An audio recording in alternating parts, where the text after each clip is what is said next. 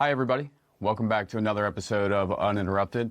I'm your host, Chris Hammonds, and today we're going to do something a little bit differently. An article was forwarded to me recently that was written on April 7th of 2026, and I just want to be upfront. The possibilities can be terrifying with what we're going to talk about today, to say the least. So here to talk about what it is, it's the Anthropic's next version of Claude. And to talk a little bit more about that is our COO, John Fausz. Hey, morning, everybody. All right, we're going to dive right into it. So, John, let's start here. What is Claude? Yeah.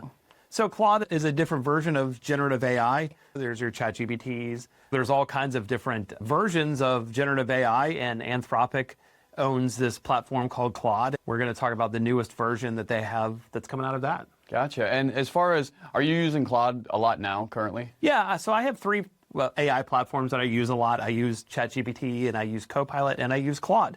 And I'm using Claude to do more programmy type, computery type work. It's very intensive on that kind of side of things, but these tools have different uses depending on what you need them for. And for right now, I'm using Claude for more of that work, and I use ChatGPT for more of your kind of marketing, emailing type of businessy kind of things. And so there's different tools that have different uses, and that's what I'm using it for. But it's another generative AI. Gotcha. Okay. Now let's get down to it. What is the big difference? They got this new version coming out. What's the big difference between what it's doing and what Claude's doing now? Yeah, so Claude has always been very good at programming and really helping out with the vibe coding kind of stuff that you hear a lot talked about. And that's just very lower level expertise in coding to be able to go write code and get things done. Claude has always been big at that. And this is their new model, and it's called Mythos. And so there's different models of Claude that have come out through the years, but this is the new one that's been released. And basically, it's faster, it's better, it's bigger. And what they've come to find out with it is that all the things that Claude was able to do in the past and it was good at, and all their generative releases have gotten better at with coding, this one does it even better, and it does it faster. And so what the really big issue from a cybersecurity perspective that we're seeing these days is that it's very good at finding vulnerabilities. So that'll be like, say you have Firefox, and Firefox has a vulnerability that nobody knows about. This new version of Mythos can find that vulnerability faster, and then the good side of that is it can make it so that the good guys can get that vulnerability in their hands and then patch it quicker. The problem is it's also finding about the vulnerabilities and weaponizing those in a way that can be used for exploits before there's a patch for those sorts of things. And so as it stands right now, Anthropic has said, okay, we've looked at this. It's found so many vulnerabilities, zero-day vulnerabilities, that we're not going to release this to the public yet. And they've only released it to companies like Microsoft and those larger players. And from what I understand, there's only about 16 companies right now that have access to Mythos for that reason, because they want to see, okay, how are we going to be able to have the security and the guardrails around this thing before it gets released in the wild, and then it's not in the good guys' hands, and now it becomes a tool for the hackers. Gotcha. And you had mentioned zero-day vulnerability. What is that exactly? Yeah, so a zero-day is basically a vulnerability that's not known of until it's seen. And so if we think of the D-Day as like the thing that everybody knows about when they think of this, it's the same idea as that. So when D-Day happened, D-Day was a specific day and time that existed from a clock that started on that happening and then moving forward. And that's what a zero-day is. Until that vulnerability is weaponized and put out there, nobody knew that it existed. And so by its definition, there's not a patch for this because nobody knew about it. And so if you have a zero-day vulnerability that's weaponized, we'll say Chrome or Mozilla or Linux or Microsoft or any of those sorts of things, they could allow a hacker to gain unauthorized access to a system, to be able to run remote code on a system when there's no fix for that vulnerability that's out there yet, because nobody knew about it. And so what we're seeing, and what the rumor that's come out from Anthropic, is that it's found thousands of zero-day vulnerabilities in existing softwares that nobody knew about to start out with. And so you have all these zero-day vulnerabilities that what's going to happen now, if we release this Mythos out to the public and out to the wild, then basically all these company networks, all these personal networks, they have unpatched vulnerabilities in them that a hacker could exploit if it turns out to be in the wrong hands. And so for right now, Anthropic is saying, hey, we're going to do the right thing and get these in the hands of the people that can patch them, but are they able to patch them before it goes live?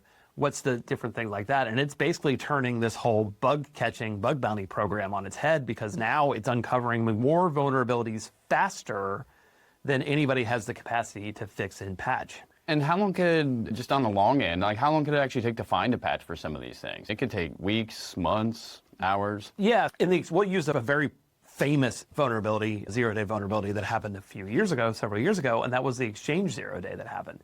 And basically it allowed a remote shell to be opened up on an Exchange server. So just the fact of that Exchange server being on the internet, which has to be in order for email to happen, well, there was a vulnerability that would allow a hacker to get a reverse shell. That means my hacker computer can then run code, non-authenticated code on that Exchange server as if I was sitting there typing in commands in it from wherever I am in the world. That was a zero-day vulnerability. It took Microsoft 3 or 4 days to patch that vulnerability once it was known about.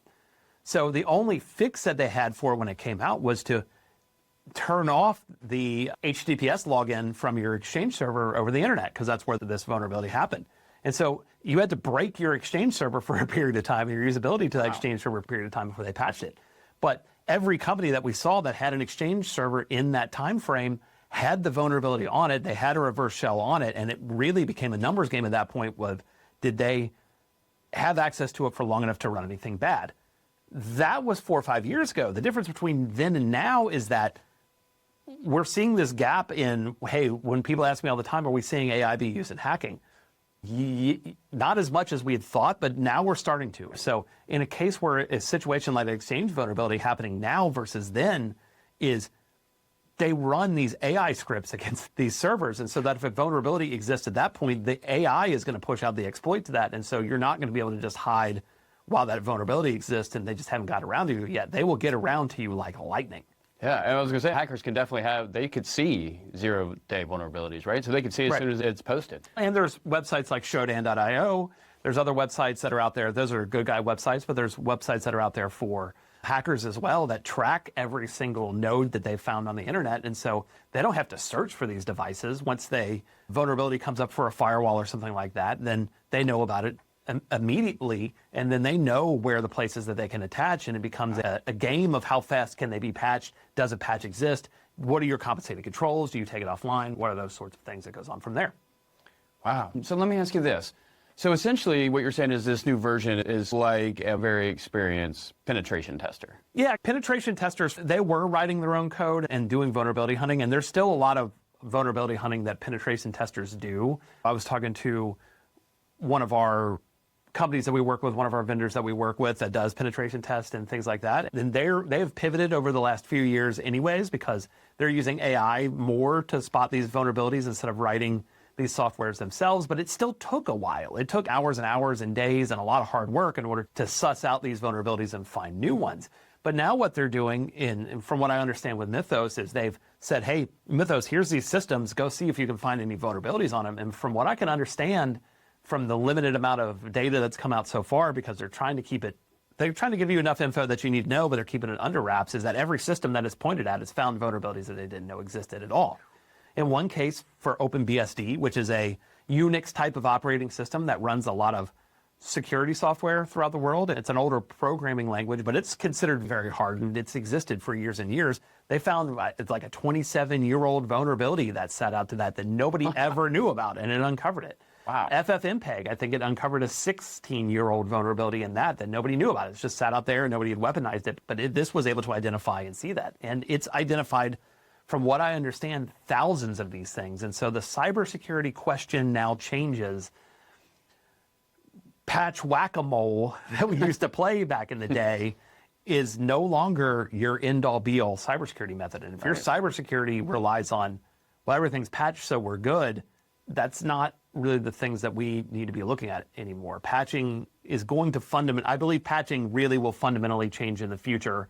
I think it'll be some talks about access. What compensating controls do you have? How do you make it so that if somebody gains access to a system, you make it hard on them to do what they're trying to do, so that then they set off a tripwire and then you're alerted to their presence and you get them kicked out. AI is making their usage of those things or exploitations of when they gain access faster. So your time frame between detection is going to go down. Those dwell times that we were seeing on companies where you'd have a hacker gain access to a system and they'd have access to it for a month or 90 days or whatever, that goes rapidly down with these AI tools that are sussing out and learning about these networks like lightning. And that dwell time becomes lower before something bad happens. And so how do you detect and respond and recover from those scenarios quicker? And that'll be part of this as well. And a good case study, a good example of that too, is our episode 20 that we did. So look at our last episode. John's got a great example of how quick that could actually happen. Oh yeah, it was like 7,000 emails accessed within 20 minutes or something like that. The internet's quick these days, guys. It doesn't take long to exfiltrate potentially sensitive data. Yeah, and then not to mention, it's got to be much faster than a penetration tester, right? I would imagine you could do hours of work more so than an actual person could be doing that, right? It doesn't get tired, right? It does it really fast, and it doesn't get tired, and it doesn't get bored, and it won't have any fatigue that goes on. And so you can point AI to and that's what they're finding out, is you point AI at this task, and it just does it, and it does it, and it does it, and it does it, and it does it, and it just keeps grinding. And a huge amount of security research work for the defensive guys was grinding. Hey, we're grinding, and we're looking for these vulnerabilities, and we try to patch them on the other ways. The hackers are doing the same thing, is they're looking for these vulnerabilities, and they want to exploit them before a patch exists. But this tool makes it easier for that to happen, then the game shifts and the game changes. Gotcha. Okay, now you had mentioned they'd only let so many people have access to this. Microsoft, a couple other companies. It's 16 companies from what I understand, yeah. Now we always try to get to the bottom of the truth here. Now, is there a chance that could be some type of marketing hoax to get people to open up their eyes, or from what you've seen and what you've read on this, is there a chance that it's real?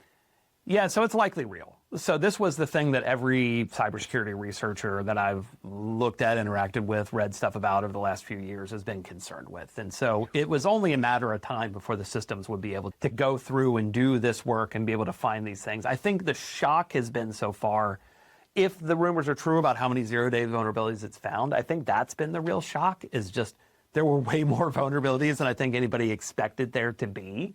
It should be a good thing in the long run, which means that systems will be a little bit more secure, but then it's also a bad thing on the other side, because how easy it for a new vulnerability to creep up. New software gets generated every day, especially when we look at vibe coding. Vibe coding will get done a lot of times without security in mind. It's just the methodology of make it work and not make it secure. So there's those aspects as well. But what do you do to protect yourself going forward? This could be a marketing play from Anthropic that says, hey, our system is so insane that we could only put it in the hands of whatever. But from everybody that I've seen that has credibility in this, they all seem to be taking this very seriously. They all seem to be very concerned about this. This is a modern Y2K problem, but a lot harder to solve. Everybody, the joke in the industry is, oh, Y2K wasn't that big of an issue. Y2K got solved by really smart people fixing the problem before it actually became a problem. But that was a very easy problem to fix in the grand scheme of things, because they knew what the problem was. They knew what the solution was. The solution was changing the date format, and they had to go through all these systems and do that. But they knew what that was, and they could solve this. This is, you're driving down the interstate, and you're trying to solve a problem with your car while you're driving, and you're trying to work on it and hitting potholes and all those sorts of things, and you don't know what the next problem is going to be down the line. Like, it's a much different solution to solve. And so that's why I think most of these companies that we talk to, most of these companies that we look at, they're going to need a fundamental shift in how they think about cybersecurity. It's not putting on some software and making sure everything's patched and, oh, we're good. It's going to be what user has access to what. If this system gets taken over, how hard would it be to identify if a hacker takes it? If you have these guardrails that are in place for, if an AI system gets on a thing, they're going to try to rip through that system as fast as possible to try to exploit that. Can you put roadblocks in their way that they right now don't have the creativity to solve? Those are going to be the pieces that you want to be thinking about. Those are the pieces of, you want to start thinking about data. You want to start thinking about who has access to those data. You want to start thinking about segmentation and detection and response and recovery, and knowing now that if I look at the NIST cybersecurity framework, so identify, know what you have, protect, so that's the traditional kind of cybersecurity method of, I'm going to put firewalls on everything and protect it all and lock it all down and everything. Okay, that doesn't always work. So what happens when it moves to the next spot? How do you detect that something bad's happened, respond, recover? You'll hear us talk about those things all the time. Identify and protect are your network vulnerability scans and patching. What happens now when those fail? Because the attacks come faster than you can even patch. The attacks come faster than the company can even generate a patch for it, there's likely to be an increase in 0 days. So what workarounds do you have to make sure you're covered? Gotcha. And so the size of your business is not going to have anything to do with this? Oh, yeah. Not at all? Yeah, if you have 5 people or 500 people or 5,000 people, this is for you. It will be democratized cybercrime. And we're already seeing democratized cybercrime. They don't care about what size you are, but this is going to be even more so because it's not a hacker on the other end that's actually likely going to be doing the exploitative work. It's going to be some form of AI. One other thing that I want to mention there is they put the guardrails around what companies that could have access to this. But we've seen this in the past with other cybersecurity tools, with some very cybersecurity tools that are supposed to be limited to only good guys having. We've seen hackers bribe their way in to get access to those. Right. Hacking organizations, there's a famous case where somebody paid a cyber researcher $60,000 and they took over access to a cybersecurity penetration test software that was only supposed to be for the good guys. So the hackers will find a way to get it. If Anthropic could make this, then other AI companies are going to be able to make this. Other countries are going to be able to make this. It's a resource problem and it's a speed problem and a training problem with the amount of money that's being dumped into this. These AI platforms are only going to be able to do specifically this kind of work better and better. And so then what kind of human creativity do you have on top of that that limits your risk exposure and helps you gain access to this again? Yeah, so if this were to fall into a bad guy's hands, you touched on it a little bit, but what's the future of cybersecurity look like? Once this gets in the hands of some bad folks, they're using it nefariously, what's that look like? It's more and more of thinking about what you have and why you have it, what kind of data you're storing and why you're storing it, who has access to that data, putting proper guardrails around those sorts of things. And so it's not just a conversation of what cybersecurity tool sets you have. It's more of those conversations that we've been having with our clients about, okay, what is the cybersecurity idea of the company as a holistic approach? Cybersecurity is not just an IT decision. It's a business decision. It has to do with how your business functions, what kind of data you have, and it's a risk decision. So how much risk are you going to carry and all those things? And so you need to have that kind of understanding of just because I have this data, do I need to? Am I getting use out of it? What guardrails do I have up against it that maybe would cause a hardship for your employees? They maybe have to go through some extra identification or some extra security method in order to get access to something, but I can then put the brakes on a hacker that's trying to gain access to it, or an AI bot or something like that's trying to get access to that data that's not supposed to have access, and then you have the tripwires to then be alerted of their presence and find out and kick them out. It's about the things that we've been talking about and I preach constantly about preventing the 3 bad things. If you look at cybersecurity with a mindset of preventing the 3 bad things, then you can reverse engineer your cybersecurity program on, you have the flexibility to say, okay, what's effective in actually doing that and not being stuck in some rigid program that says patching's our cybersecurity and I have an EDR and so I'm covered. You always have to be looking and saying, okay, what now? And that's where companies like us really help with. And to reiterate this, in case you don't know, the 3 bad things are somebody gaining access to the financials or getting in the middle of a financial transaction, somebody stealing your sensitive data and blackmailing you for its release or deletion, or a hacker getting access to your operations, locking your computers down and ransoming you so you can get your operations back. Those are the things that most businesses that we deal with are really concerned about. Those are the things that definitely most small, medium business are concerned about. And if you think about it with that lens, then you can really help to make an effective cybersecurity program and say, okay, now I need to weigh out, here's my risk of these things happening. Now there's been changes in the industry. Times have changed. They always change. There's been changes in the industry that cause how we defend against those things to be different. So now what flexibilities am I putting in place that say, hey, maybe I need to weigh the risk of a bad thing happening versus the usability for my employee for this specific type of data because it's sensitive or it has intellectual property or it's personal identifiable information or health information or you name it. What do I do then? And that's a targeted decision that gets made on a case-by-case basis. So with basically the possibilities with AI being endless, how important would you say an AI use policy in your organization would be? I think you have to have guardrails around AI. I think you have to let your employees know what to look for, how they should be using it. We talk about that a lot. This is a thing that has to do with AI use in your organization, but this is more of a threat actor gaining access to an AI. And so I think, guys, this is only going to get a little bit more crazy when we start getting into these more AIs that can do whatever you want them to just by putting them on. there's already talks about some of these open claw systems that are going in and breaking out of their containments that they're in. You put open claw in your email and now all of a sudden it's trying to gain access to other accounts in order to do things for you. It tries to be overly helpful, but that might subvert cybersecurity rules that you have in place. Right. So you want to sometimes think about what you're asking these things to do before you put it on. From what I understand about Mythos, one of the things that it did is they put it in a sandbox and it broke out of its sandbox. It broke out and it sent emails and it said, hey, I'm no longer in the contained spot that it is. And so that's also another thing about this as well, is how do you keep these things contained when they are trying to do things, they're trying to subvert rules in order to find out more information and to grow and learn. The curiosity that they're programmed to have is going to cause them to naturally want to break out of the parameters that they have set. It's how they're programmed to be. And you really want to think about those sorts of things as you go forward and say, hey, here's the programs that we're allowing people to do, here's what we're allowing them to do, and have some oversight and guidance into it.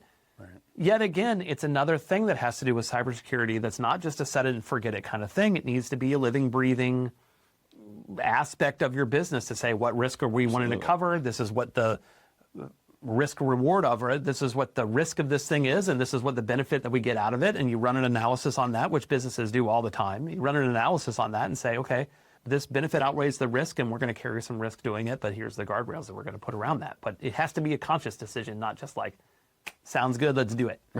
Absolutely right. And as far as your policies and things, like, that's a starting point, and that's something we could definitely help you guys with as well. So if you need help from a technical standpoint, creating AI use policies, give us a call. Reach out to us. And we can help out with all this, right? Yeah. So give us a call on all those sorts of things. What you're going to want to do is you're going to want to have those compensated controls, that cybersecurity program that's looking for the bad things that happen and being reactive, being proactive and reactive. So proactive and making sure that all the things are done that need to be done, that everything that's known about, but being reactive to the unknown unknowns. As something new comes up, how do you have the flexibility in your cybersecurity program to react to those things and then implement that program in your organization? We can do that for you. And that's why I always talk about how we do audits and we help companies with these sorts of things, because your cybersecurity cocktail is going to be a little bit specific to your organization. It's not really one size fits all. There's certain things that we're going to do across the board, but your specific mix, your specific blend is going to be based on what your company actually needs. And so reach out to us. Don't try to do this only alone. I don't even do this alone, guys. I have vendors that we reach out to. I have people who are better at this than we are at certain aspects that we help out with. And Forbes doesn't live in a vacuum, and you shouldn't either. And so definitely reach out and get an opinion. Gotcha. Okay. And then we're ending on this last question here, John. Now that we're all a little skeptical about what's going on and just the fear might be increasing, what can we do? What can the listeners do when new technology like this presents itself? What should we be doing? I think keep an open mind. I think you want to look at it and say, hey, how can this be used to benefit me, but also how can it hurt me? So you have the right mindset going ahead there. You want to be somewhat curious as to finding out what this maybe would be able to do for you. But what I look at these items and I look at it and I see them when I go talk to these companies, this is going to sound really bad. I go and when I say I audited hundreds of companies and I've only seen 3 or 4 that are doing enough for cybersecurity, right. I would look at those companies that if something like this happens to them, they're going to get absolutely decimated by hacking events because they're not doing anything to look out for these sorts of things. Half the places that I walk into, I'm able to audit, run whatever tool set I want, click around, pull sensitive data, get passwords. It's the Wild West out there for a lot of the cybersecurity that a lot of these people have, because they're thinking about cybersecurity 10 years ago. They're not thinking about cybersecurity as a week ago. And you really need to be on top of it and have a robust program in place that can react to these types of things and not leave you blowing in the wind, and be able to say, okay, here's the changes that we need to make, here's what we need to do, and this is how we're going to implement and try to solve this thing. And this is so fresh that nobody knows what it's going to be in the long run. Nobody knows what this is actually going to do. And so when I think about some of the compensating controls that we have and some of the other items, can you survive these sorts of things? Because you're looking for the other things, you're looking for the behavior, you're looking for the bad things to happen. And so I'm just not seeing that enough from the people that we worked with. And it's really about protecting yourself. And here's the other thing that nobody wants to hear about. You need to allocate enough money to actually do this. Cybersecurity costs money. It takes work. And it's not work that I can even 100% wholesale offset to third-party vendors or AI tools or whatever. It takes labor from our people to actually do it. And it takes labor from the Security Operations Center. And it takes all these sorts of things to vet out these types of things and look at it. And you need to have a budget. And if you do not have a significantly good budget for your cybersecurity in 2026, you're going to be in a bad way. You need to, if you're not thinking about IT and cybersecurity as the thing that makes your business be able to function, then you need to have a fundamental shift, because the risk that you're carrying might be way higher than what you can even possibly imagine. Because if your computer systems go down, how much work can you do? Are you really allocating enough budget to this? And I often see people who have doubts if they're spending enough or spending too much on cybersecurity, that they have regrets that they didn't spend enough after an attack happens. And if this pans out to be what it could be, it could really cause a lot of attacks to happen pretty quickly. Gotcha. Thanks, John. Now, is there anything else you wanted to add about Mythos? It's the new floor, right? And every single one of these will be the new floor.